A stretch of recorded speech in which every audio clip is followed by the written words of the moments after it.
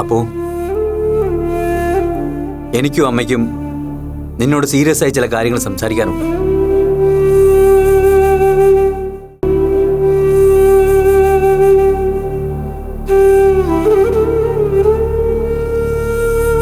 ഇന്നലെ നീ എന്തുകൊണ്ട് അങ്ങനെ ചെയ്തു എന്ന് ഞാൻ ചോദിക്കുന്നില്ല. അതിന് അപ്പൂൻ്റെതായ കാരണങ്ങളുണ്ടാവും. പക്ഷെ ഞങ്ങൾക്കറിയേണ്ടത് ഇനിയും തുടർന്ന് ഇങ്ങനെ തന്നെ പോകാനാണോ അപ്പു ഉദ്ദേശിക്കുന്നതെന്നാണ്.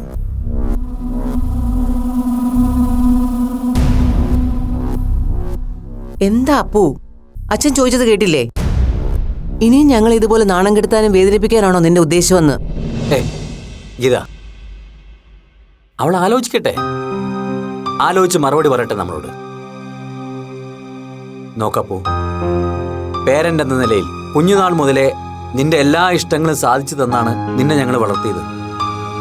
നിനക്ക് ശരിയെന്ന് തോന്നുന്ന കാര്യങ്ങൾ ചെയ്യാനുള്ള ഫ്രീഡം നിനക്കുണ്ടായിരുന്നു. നീയോ മാടോ ഒരിക്കലും തെറ്റായ ഒരു വഴി തിരഞ്ഞെടുക്കില്ല എന്ന് ഞങ്ങൾക്ക് കുറച്ച് വിശ്വാസം ഉണ്ടായിരുന്നു. പക്ഷെ ആ വിശ്വാസമാണ് നീ ഇന്നലെ തകർത്ത് കളഞ്ഞത്. ഇതിന്റെ പേരിൽ നിന്നെ ഞങ്ങൾക്ക് ശാസിക്കാം, ശിക്ഷിക്കാം, വീട്ടുതടങ്കലിടാം. പക്ഷേ അതൊന്നും ഒരു ശാശ്വത പരിഹാരമാകില്ലെന്ന് എനിക്കറിയാം. സോ എന്താണ് നിന്റെ യഥാർത്ഥ പ്രശ്നമെന്ന് നീ ഞങ്ങളോട് തുറന്നു പറയണം.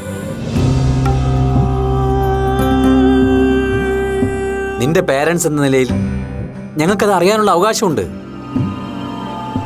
പറ അപ്പു, എന്താ നിന്റെ പ്രശ്നം? ഇനിയിപ്പോ അച്ഛനോട് പറയാൻ മടിയാണെങ്കിൽ എന്നോട് പറ.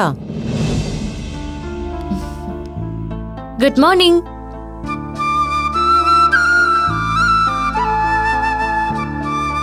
മോർണിംഗ്. എന്താ മാളൂസേ രാവിലെ തന്നെ?